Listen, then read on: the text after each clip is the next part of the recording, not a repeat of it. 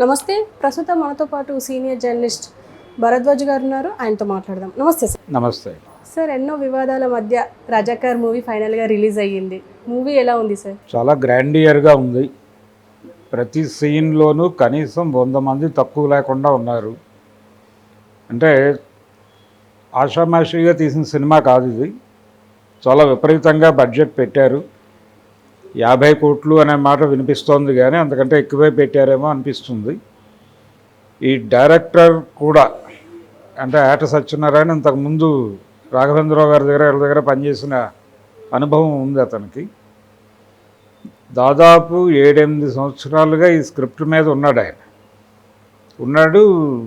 చాలా చోట్ల నుంచి ఫండ్ రైజ్ చేశారు. రకరకాల ప్రయత్నాల మధ్య జరిగింది ఈ సినిమా.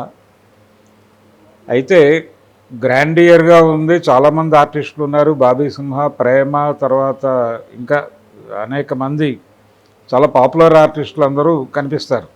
ఒక్కొక్క ఎపిసోడ్స్గా నడుస్తుంది సినిమా.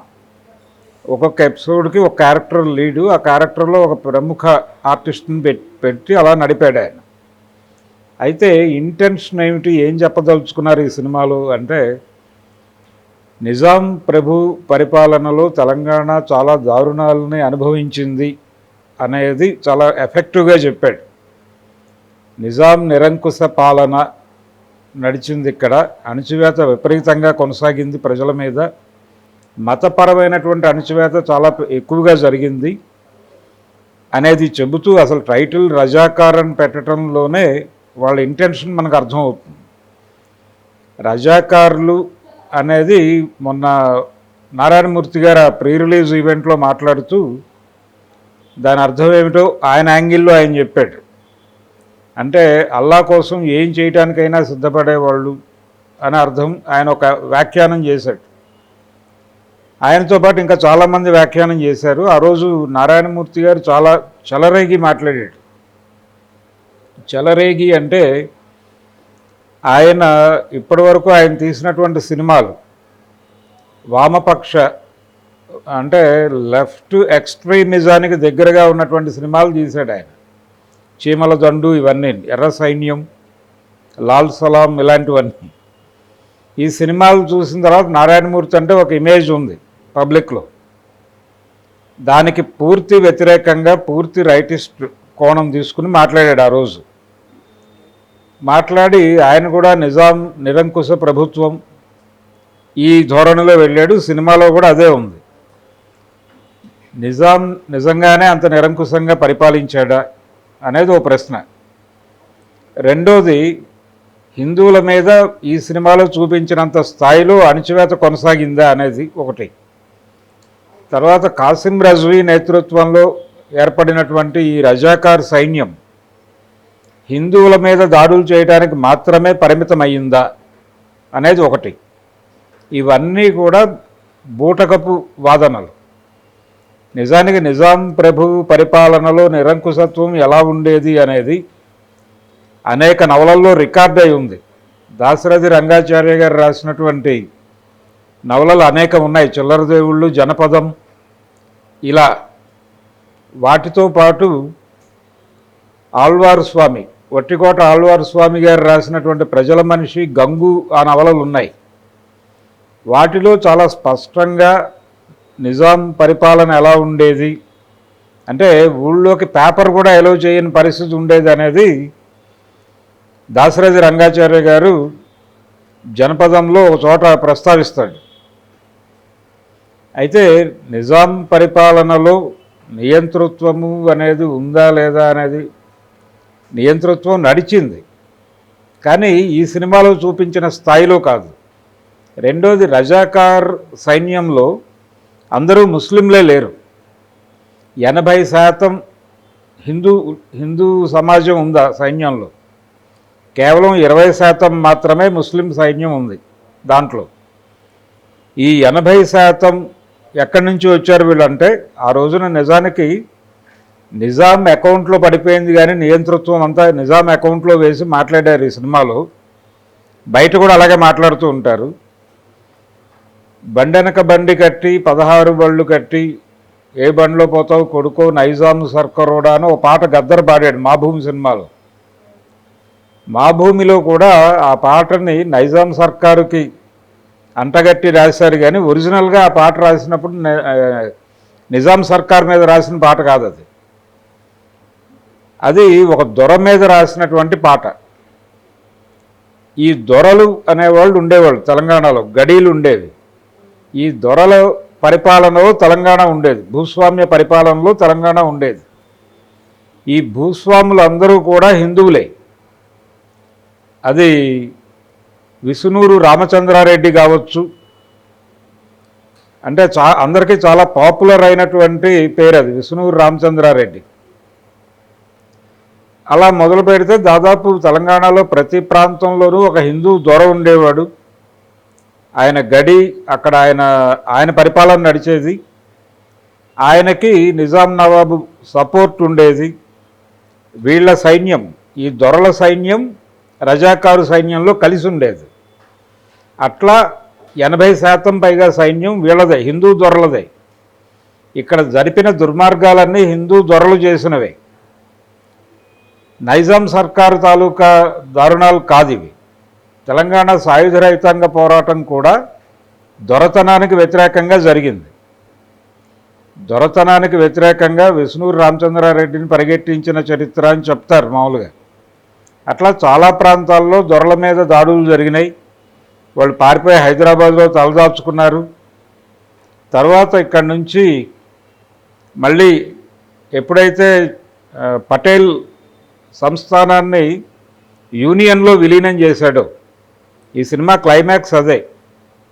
ఈ సినిమా క్లైమాక్స్ యూనియన్లో విలీనం చేయటం. నిజానికి ఆ రోజున నిజాం నవాబు దీన్ని యూనియన్లో విలీనం చేస్తాను అని అనలేదు. ఇదొకటే కాదు, కాశ్మీర్ కూడా అనలేదు. జనాగఢ్ అని ఇంకొక సంస్థానం ఉంది, వాళ్ళు కూడా మేము విలీనం చేస్తాం అనలేదు. భారతదేశంలో ఉన్న సంస్థానాలన్నీ యూనియన్లో విలీనం కావాలి అని వాళ్ళు పిలుపునిచ్చారు. మీరు విలీనం కావచ్చు కాకపోవచ్చు అని కూడా ఒక ఆప్షన్ ఉంది వాళ్ళకి.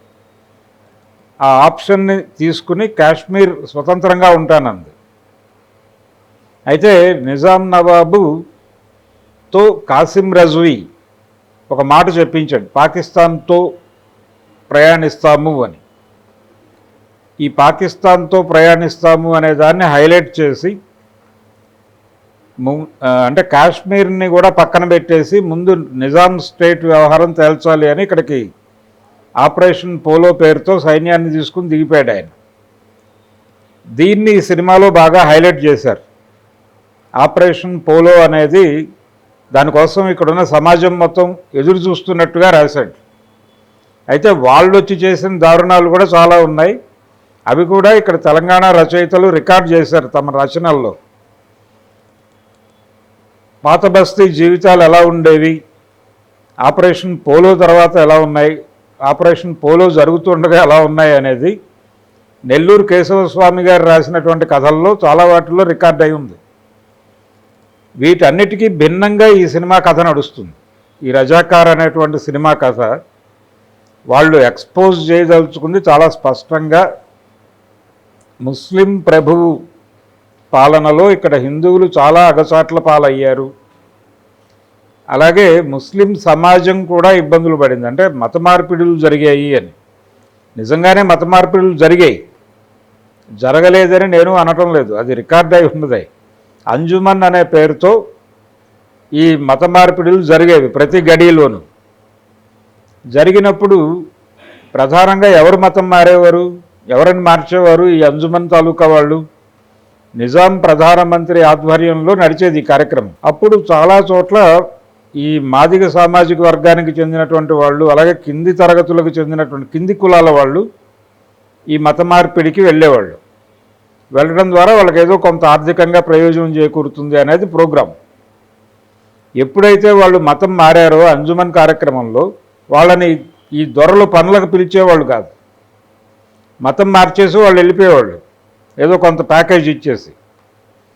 ఆ తర్వాత వీళ్ళు పనుల్లోకి పిలిచేవాళ్ళు కాదు. ఎందుకు పిలిచేవాళ్ళు కాదు, ఎందుకు పిలవట్లేదు మమ్మల్ని పనిలోకి అంటే, మీరు ఇప్పుడు ఇస్లాంలోకి మారారు కాబట్టి ప్రభువు మతం మీది, కాబట్టి మీతో ఎలా పని చేయించుకుంటాం మేము, అందుకని పనులకు మిమ్మల్ని పిలవమని చెప్పేవాళ్ళు హిందూ దొరలు.